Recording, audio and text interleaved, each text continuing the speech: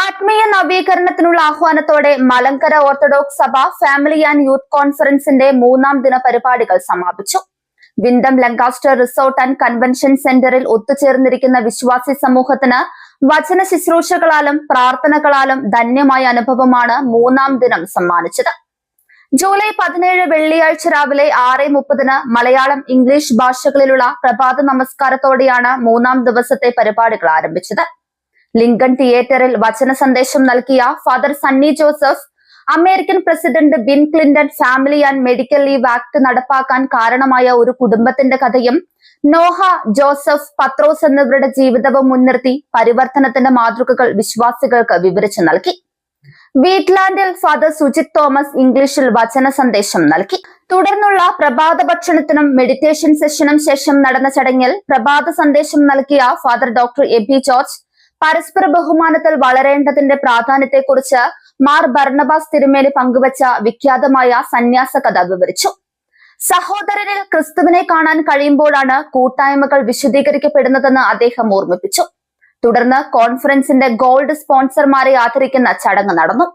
മുതിർന്നവർക്കായുള്ള മലയാളം സെഷനിൽ doctor Thomas Mar Athanasios മെത്രാപ്പോലിത്ത മുഖ്യ പ്രഭാഷണം നടത്തി. സഭയുടെ കൂദാശപരമായ കൂട്ടായ്മയുടെ ഭാഗമായി തീരുമ്പോഴാണ് സഭ ദൈവകൃപകളുടെ നീർച്ചാലായി മാറുന്നതെന്നും കേവലം പള്ളിയിൽ വന്നു പോകുന്നതിനപ്പുറം ദൈവിക ബന്ധത്തിലുള്ള നിരന്തരമായ ആത്മീയ വളർച്ചയാണ് ദൈവകൃപയെന്നും അദ്ദേഹം ചൂണ്ടിക്കാട്ടി. പ്രശസ്ത കവി ജോൺ പീറ്റേഴ്സിന്റെ വരികളും അദ്ദേഹം തന്റെ സന്ദേശത്തിൽ പരാമർശിച്ചു. സമാന്തരമായി വിവിധ ഹാളുകളിലായി നടന്ന ഫോക്കസ് സെഷനുകൾക്ക് hieromonk Vasilios Villad, Lichin Hanna Thomas, father Sujith Thomas, Akhila Sunny എന്നിവർ നേതൃത്വം നൽകി. തുടർന്ന് വിവിധ പ്രായക്കാർക്കായി പ്രത്യേക ഗ്രൂപ്പ് ചർച്ചകളും ഉച്ച നമസ്കാരവും നടന്നു.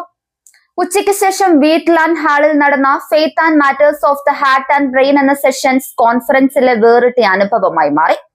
പ്രമുഖ വ്യക്തിത്വം ഐഡിയൽ പാപ്പച്ചൻ എന്നറിയപ്പെടുന്ന ശ്രീ ജോൺ മാത്യുവിന്റെ മക്കളായ പ്രഗത്ഭ ഡോക്ടർമാർ സെഷന് നേതൃത്വം നൽകി.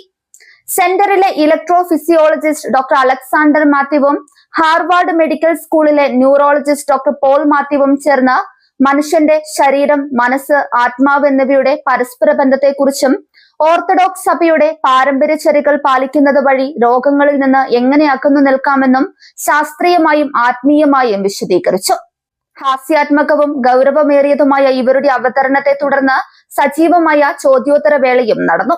കോൺഫറൻസിൽ ഇതുവരെ ദൈവകൃപയുടെ പാത്രങ്ങളെ കുറിച്ച് ചർച്ച ചെയ്തപ്പോൾ ഇവിടെ യഥാർത്ഥ രക്തക്കുഴലുകളെ കുറിച്ചാണ് കേട്ടതെന്ന് father doctor Varghese M Daniel ഈ സെഷനെ കുറിച്ച് ഹൃദ്യമായി നിരീക്ഷിച്ചു. തുടർന്ന് വിവിധ ഹാളുകളിലായി പ്രായത്തിനനുസരിച്ചുള്ള പ്രത്യേക സൂപ്പർ സെഷനുകൾ ക്രമീകരിച്ചിരുന്നു.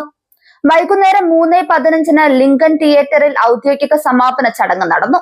ഡയമണ്ട് സ്പോൺസർമാരെയും ഫാമിലി കോൺഫറൻസ് കമ്മിറ്റി അംഗങ്ങളെയും ആദരിക്കുകയും റാഫിൾ നറുക്കെടുപ്പ് നടത്തുകയും ചെയ്തു. കോൺഫറൻസ് ദൃശ്യങ്ങൾ തത്സമയം പകർത്തിയ ക്യാമറ ക്രൂ അംഗങ്ങളായ ബിപിൻ മാത്യു, ജോഷിൻ എബ്രഹാം, ആൽവിൻ സോട്ടർ എന്നിവരുടെ സേവനങ്ങളെ യോഗത്തിൽ പ്രത്യേകം അനുസ്മരിച്ചു. സന്ധ്യാ നമസ്കാരത്തിന് ശേഷം രാത്രി 7 മണിക്ക് ഫാദർ ഡോക്ടർ രാജു വർഗീസിന്റെ നേതൃത്വത്തിൽ മലയാളം ധ്യാനവും വിറ്റ്ലാൻഡിൽ ഫാദർ വിജയ് തോമസിന്റെ നേതൃത്വത്തിൽ ഇംഗ്ലീഷ് ധ്യാനവും നടന്നു.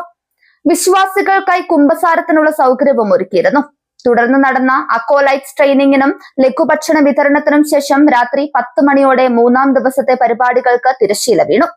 ശനിയാഴ്ച രാവിലെ മെത്രാപ്പൊലീത്തമാരുടെയും വൈദികരുടെയും കാർമ്മികത്വത്തിൽ നടക്കുന്ന വിശുദ്ധ കുർബാനയ്ക്കും സ്നേഹവിരുന്നിനും ശേഷം ഫാമിലി ആൻഡ് യൂത്ത് കോൺഫറൻസിന് ഔദ്യോഗിക സമാപനമാക്കും. സഭയ്ക്കും സമൂഹത്തിനും ഉപകാരപ്രദമായ കൃപയുടെ പാത്രങ്ങളായി വളരാൻ ഈ കോൺഫറൻസ് ദിനങ്ങൾ ഏറെ സഹായിച്ചുവെന്ന സംതൃപ്തിയോടെയാണ് വിശ്വാസികൾ മടങ്ങുന്നത്.